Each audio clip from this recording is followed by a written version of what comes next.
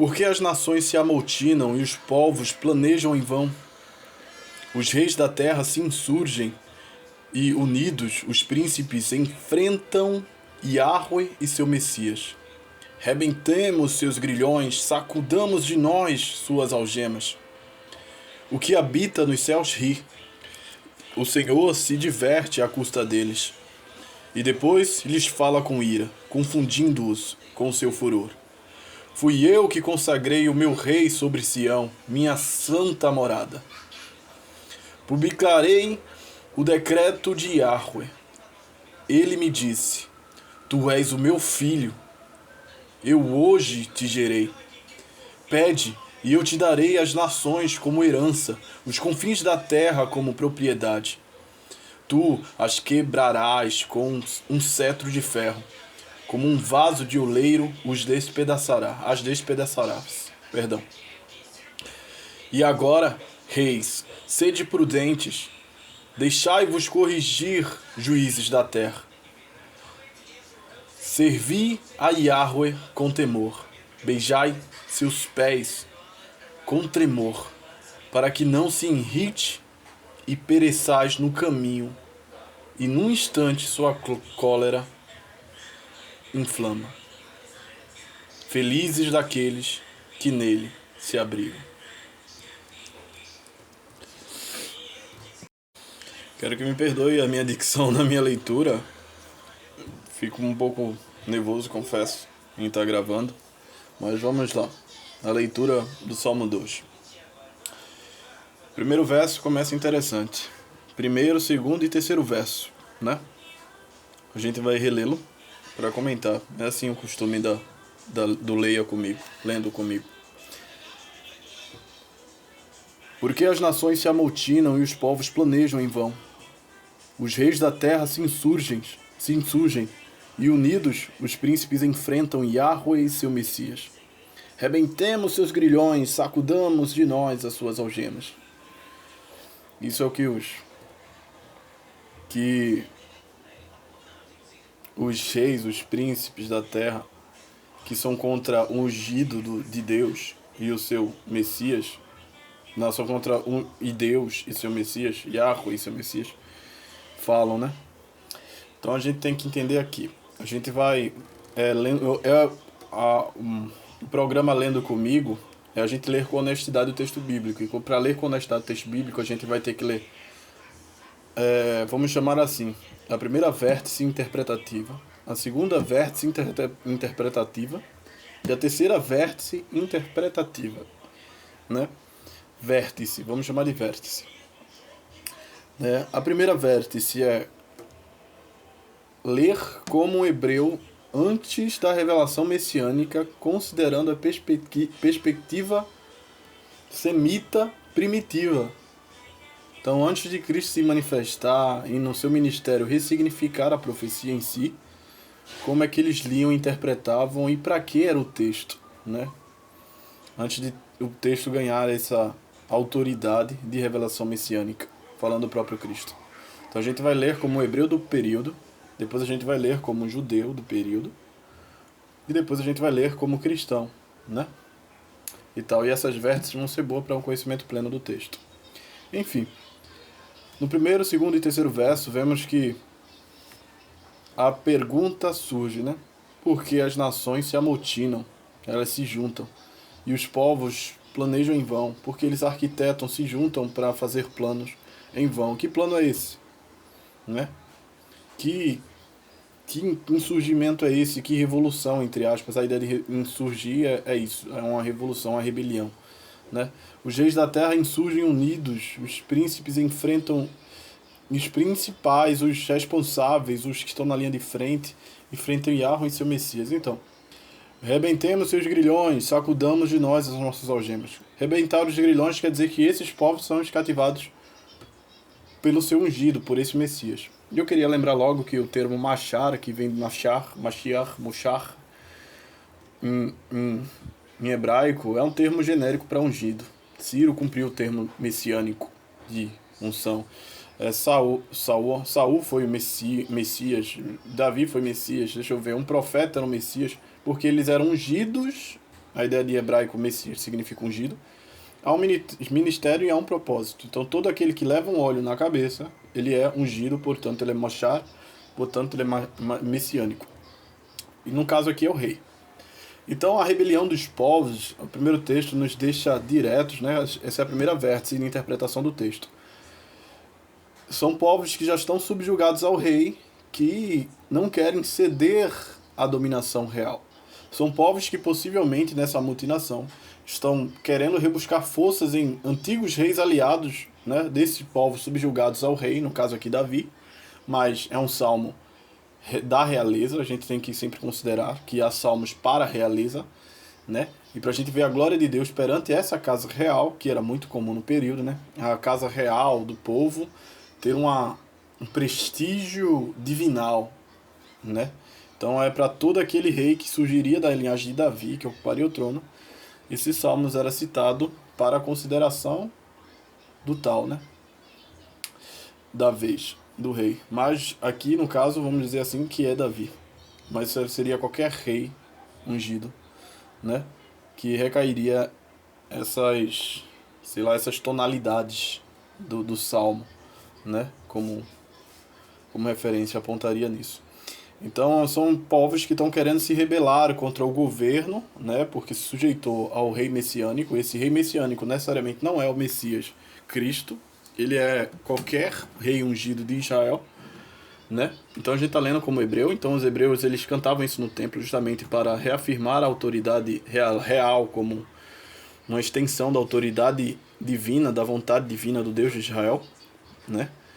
E para afirmar essa força divina do lado do rei israelita, ou melhor dizendo, do rei de Judá, que não há como ser contra ele, porque o próprio Deus, né, está com ele. Então se rebelar contra o Messias é se rebelar contra Yahweh. Se rebelar contra o rei é se rebelar contra Yahweh. Rebelar contra Davi, possivelmente um dos primeiros que possa ter usado os termos desse salmo. Eu não sei quando esse salmo foi composto, se é posterior a Davi ou se foi pelo próprio Davi. Mas é isso, né? Então tá falando sobre o arquitetamento desses povos subjugados a uma rebelião contra esse Messias. E o quão aqui o muro é negro e pesado da própria divindade. Fala que essa necessidade, né? Essa vontade que esses povos têm de sair da escravidão, do jugo da escravidão, do jugo da submissão a esse rei, ao rei, né, de Israel, o rei de Judá, né, no tempo do povo hebreu, era inútil e Deus achava engraçado, e Yahweh achava engraçado, né, que tentativa falha, fracassosa e tal, né. E se diverte às custas dessa tentativa de querer sair da dominação do Deus de Judá, né, em Jerusalém. Então, e ele vai falar depois indignado com esse povo, porque mesmo que seja uma coisa engraçada, é uma coisa que o povo tem que entender fortemente, né? Então, confundindo eles, frustrando eles, né? Eles tentando, por mais que eles tentem fazer alianças, eles não vão conseguir, sendo frustrados. A ideia de confusão é ser frustrado, que é muito ressoada nas escrituras. Fala assim, Deus dá a resposta a eles, né? Fui eu que consagrei o meu rei sobre Sião, minha sagrada morada. Minha montanha sagrada, né? Meu monte sagrado. Então vamos lá. É importante você considerar o que é Sião, um ato religioso, etc. E pá, e também a casa real não ficava muito longe dali, né? Mas foi Deus que levantou o rei de Judá, Davi, Salomão, enfim, genericamente sendo dito. O primeiro entendimento que se lançava sobre os salmos no período hebreu, quando se escutava ele sendo falado, expressado no templo ou ao redor do templo, era esse entendimento. Era cantigas exaltativas, né, para a própria figura de rei que ocupava o trono, para os hebreus sempre levarem a sério a autoridade da realeza, né? E isso não era só sobre Israel, não. Esse costume de associar realeza com pessoas de governo, né, que governava sobre o povo de um Deus, assim, quando um Deus de um povo escolhia um cara para reinar, você tinha que respeitar esse rei, porque esse rei, de certa forma, é uma extensão do governo celestial daquele Deus para aquele povo na terra. Então isso era muito comum, não era somente em Israel e tal, e estava aqui. Então ele fala assim, e foi eu que consagrei, fui eu que separei o intitulei, o formei assim, quis fazer assim, na minha montanha sagrada, no meu monte sagrado. Publicarei o decreto de Yahweh, tipo, eu escancarei abertamente. Fala o orador agora dos Salmos, né? Ou que no caso assim,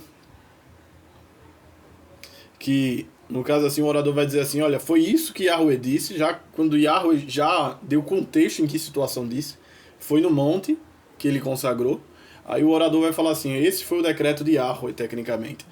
Aí, ele me disse, esse orador pode ser até a figura de realeza. Tu és meu filho, e hoje te gerei, né?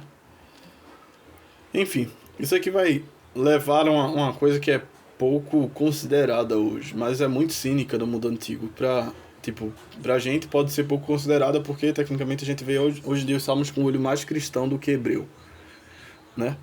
Mas as figuras reais, essa ideia de falar tu és meu filho e hoje te gerei, naquele contexto de consagração, né? Essa expressão de ser filho de Deus é quase torná-lo um anjo de Deus na terra. Um mediador da vontade divina na terra, que nem eu falei. Aí, se a gente pensar que o povo israelita, né? Se você pensar que esse negócio de o rei representar o divino, ter uma autoridade divinal e representar até mesmo como se fosse um anjo enviado de Deus para cuidar do seu povo na terra, é pagão. Isso está nos povos corriqueiros, né? Porque isso fica cínico quando a gente estuda a Suméria, com o rei representando, enfim, as autoridades divinais do seu povo. A gente vê isso cinicamente também com os egípcios, né? Os egípcios realmente se intitulavam filhos do divino, tu tá entendendo? Os sumérios também, a gente vê que a cultura canaã, a mesma coisa, né? A cultura que era em volta de Israel, e em Israel a mesma coisa. O rei era chamado de filho de Deus e gerado por Deus, não na condição de gestação da prole divina, da matéria divina, assim, mas na forma de eu te consagrei, eu te moldei a ser meu filho, porque tu refletirás a minha autoridade e terás a missão de mediar meu povo a mim, né? A minha realeza a partir da tua realeza, e a tua realeza será a extensão da minha. Tu prestarás serviço. Então fazia assim com que, de certa forma, o decreto ou a autoridade da realeza estendesse a realidade divina do Deus no céu, né? Ao ponto que a missão do rei era, de fato, tentar tornar o céu na terra por meio do seu governo, né? E porque o Deus de Israel, ou agora eu vou falar de uma forma geral, já que isso era uma ideia genérica de todos os povos, o rei, já que o rei estava com a porção da divindade nas suas mãos, então ele deveria ser uma representação divina e o povo deveria olhar para ele com esse gênero de filho de Deus, né? A gente vê que Davi tem esse temor quando se trata até de Saul mesmo, né? Ele não usa o termo filho de Deus, mas ele fala desse termo de unção, né? Ele, longe de mim, se levantar minha mão contra um ungido de Deus, quando Saul está perseguindo. E Saul persegue ferozmente, mas Davi tem muito temor. E esse temor de Davi não é da cabecinha de Davi. Esse temor de Davi era de forma geral, corriqueiro ao povo de Israel, porque era o rei, e o rei era assim tratado pelos povos, né? Então, essa expressiva, Israel tinha de forma comum, não era difícil dizer que o rei era quase uma alegoria, ou quase que de fato, assim, para o aproximá-lo da autoridade divinal e não fazer separação, justamente para, né? Os povos faziam isso para não terem rebelião e tal, etc. E para as pessoas que estão subjugadas ao rei não insurgir contra uma autoridade que venha da além das forças humanas, que é a razão divina, né? Então, para justificar a presença daquele rei como autoridade e para deixar o povo manso debaixo dos seus domínios, o rei era muito aproximado à manifestação da vontade do espectro divinal, né? Então, falar mal do rei é falar mal da vontade de Deus, porque Deus o pôs ali e Deus quer que ele represente agora, né? E essa questão de falar que as autoridades é associado com a vontade divina vai ecoar até no Novo Testamento, que Pedro vai falar assim, sejam submetidas às autoridades, né? E ele parece que vai trazer esse reflexo também de que vem da vontade de Deus, é uma coisa divinal, que vem dos atos superiores e tal. Então eles tinham muito isso, os reis eles eram privilegiados, a certo modo, de possuírem os títulos de filhos da divindade por esse meio, porque era como se a divindade partilhasse mais ou menos de sua realeza, né? A certo nível, em nível inferior, claro, com o povo de sua herança, com aquele homem, né? Com aquela descendência real. Então era chamado de filho de Deus, filho da própria divindade, dependendo do povo, por causa disso. Aí vai dizer, reafirmar isso, né? O Salmo se baseia nisso, né? Nesse contraponto e contrapersistência, né? Do conceito de rebelião, que não pode se rebelar contra o rei, principalmente aqui quando se está se falando de povos subjugados ao rei. Vamos pegar o exemplo de Davi. Aqui poderia ser o quê?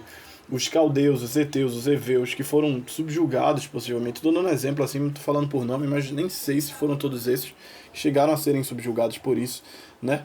Mas esses que tentavam fazer aliança com reis egípcios, sei lá, estou dando exemplo. Não estou mirando povos aqui, mas só estou dando um exemplo alegórico aqui rápido enquanto ocorre o assunto, para se entender qual o contexto. Uma linha com o rei de Edom, etc. e tal, para tentar se sair desse governo de Davi. Isso acontece muito no Antigo Testamento. E o governo de Davi, eu estou falando de Davi não somente, mas de seus filhos, continuava e prevalecia diante disso. E as pessoas tinham que entender que era a vontade divina que os deixava ali, né? E se levantar contra o descendente de Davi ou contra o próprio Davi era se levantar, cara, contra Deus, porque Deus o tem como filho, né? Deus o gerou como seu filho. Então figuras potentes antigamente, na antiguidade, era muito associado ao divino, a gente vê isso, né? A gente vê os egípcios entre os deuses, os reis, os faraós em algumas imagens muito próximas dos deuses. A gente vai ver que então o egípcio é pagão puro, então a gente vai pegar o povo sumério, né? As imagens vou dar aqueles animais que parecem os querubins, né? De metade homem, metade seres assim, com asas, inúmeras asas, seres alados, seres celestes, né? Em volta do rei, esses brasões assim, como divinizando a própria realeza, estava ali, né? E Israel não era diferente, não que divinizava o homem da realeza, mas o ideal do espectro que se cumpria a realeza se divinava assim, né? E tal. Isso é indiscutível, possivelmente, né? Eles viam a autoridade, uma extensão da autoridade da realeza e uma manifestação até da realeza divina. O rei tinha essa obrigação. Claro que nem todos os reis correspondiam com isso e passavam a ser corruptos, por isso a sentença ainda era maior para esses que desobedeciam à própria vontade divina, né? Iam de contramão a isso, né? Então ele vai e fala assim: tu és meu filho e hoje te gerei, pede e eu te darei as nações como herança e os confins da terra como propriedade. Ou seja, o Deus que confia suas herdades a esse homem, porque é filho. E o que é que eu posso dizer assim? O que é que o pai faz? Dá herança, confia a herança ao filho. Então era mais ou menos isso. Claro que Deus tinha o direito de dar e de tirar. Isso era uma coisa corriqueira. A gente até falou sobre o profeta de outro povo da terra de Mari, que a gente viu arqueologicamente dizendo, sobre essa ideia das divindades, a divindade do povo pagão lá, das terras de Mari, falando isso: eu vou te tirar do trono porque você não está me agradando, eu lhe confiei essa terra e tal.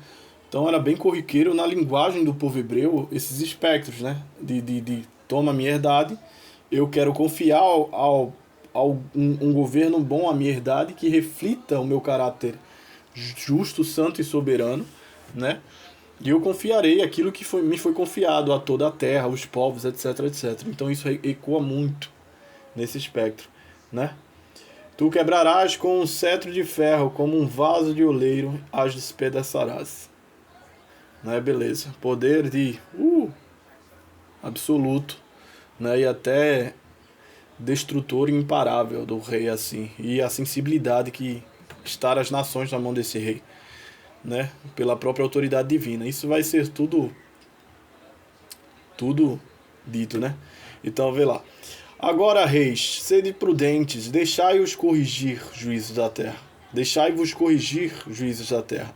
Serve a Yahweh com temor e beijai seus pés com tremor. Alguns versos aqui dá a entender que não é servir a Yahweh com temor, beijai seus pés com tremor, para que não se irrite e tropeçais no caminho, e no instante sua cólera se inflama. Beleza. Felizes aqueles que nele se abrigam. Então vamos lá. Qual é o reforço do entendimento desse salmo? Assim, vai ficar um pouco longe aqui, mas é os 3 versos finais, né? Do 10 ao 12. Nem sei se eu citei os outros versos do meio. Mas esse é o conselho. Essa é a ideia do salmo ser cantado por entre Israel para ser ouvido também dentro das nações, né? Repetido por Israel no tempo e virar o costume. A ideia dos salmos, do livro dos salmos é essa. São cantigas que deveriam ser preservadas em Israel para educar o povo por si só, nas suas expectativas, né? E também mostrar o que é de sua cultura aos povos que estivessem em sua volta de alguma forma, né? Para compreensão, para chegar aos ouvidos de outrem. Então, vê, aí o conselho é esse, né? Agora sede prudentes, reis, e deixai-vos corrigir, juízes da terra. Acertai os seus caminhos, juízes da terra, vocês que julgam a terra, né? Serve a Yahweh com temor e beijai os seus pés. Aí algumas traduções vai variar para serve a Yahweh com temor, beijai seus pés com tremor, tremendo, para que não se irrite e pereçais no perdão, para que não se irrite e pereçais no caminho. Não sei se estava lendo certo. Tava botando tropeçar, mas é pereçais. Eu estou um pouco cansado hoje, né? Com a mente um pouco cheia, eu devo estar errando aqui na leitura. Mas para que não pereçais no caminho, né? Para que tudo vá bem para vocês. Beijem os pés e subjuguem. E algumas traduções vai colocar isso como se cumprisse não puramente em Yahvé, porque Yahvé está nos céus, mas na autoridade da realeza. Era para você se humilhar à realeza, ficar abaixo e mansamente estar sobre seu governo, né? E a ameaça é, num instante pode levantar a ira do Senhor e vocês ser abatidos e pagarem por isso, né? Então pronto, né? Felizes aqueles que nele se abrigam e ainda ver com mansitude a subjugação, velho. Não ver como um massacre de pisar simplesmente, mas ver que por meio do governo do rei, né? Todos passam, de certa forma, a ser beneficiados por estarem, consequentemente, também debaixo ao governo do divino. Então você entender a subjugação com mansitude e até vendo virtude por trás. Mas nesse espectro aqui, é feliz aqueles que nele se abrigam, é a parte que Israel lança o seu idealismo, né? A parte que Israel fala, eu sou abrigado por Deus nesse espectro.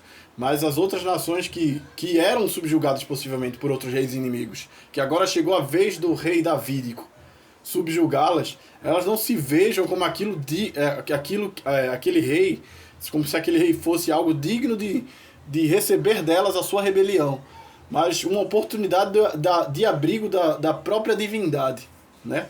Para que elas ficassem amansadas sobre seu domínio. Então isso era muito comum, por isso é um cântico, porque reafirma a autoridade da casa real, amansa os povos a aceitarem a subjugação, ensina que, né, o melhor caminho não é a resistência e avisa que há punição daqueles que não estão bem submetidos à autoridade real.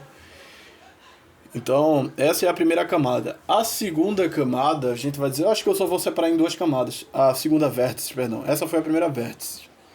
A segunda vértice é puramente pegar toda essa essência que já acontecia de forma costumeira, né, baseada nos costumes, né, e nas percepções sociais do período dos hebreus, né, da realeza, das dinastias, etc, etc. Chamo de dinastias de forma vulgar. Mas das casas de Israel como reinos, 12 reinos, os 2 reinos divididos, sul e norte, tirando esse espectro e agora voltando a esse espectro com a perspectiva profética, que vai unir com a perspectiva messiânica cristã, que vai chegar com a terceira vértice, né? Então a gente vai falar da segunda e também a terceira ao mesmo tempo por causa disso. Estou indo agora para a segunda vértice, e olhando isso com a linguagem profética, isso fala do tempo messiânico, né? Da subjugação dos povos aos seus pés. Caramba, é interessante como muda a entonativa de interpretação, né? E o quão Deus está certo em si em ter elegido o seu Messias, né? Ser colocado, ter o seu Cristo, colocado o seu Cristo a poder. E os povos que se subjugarão num futuro ainda mais, né? Quando os povos serem subjugados a esse Messias, eles o sirvam pacificamente e não pensem em rebelião contra o seu rei. E é isso. Esse foi o Salmo 2.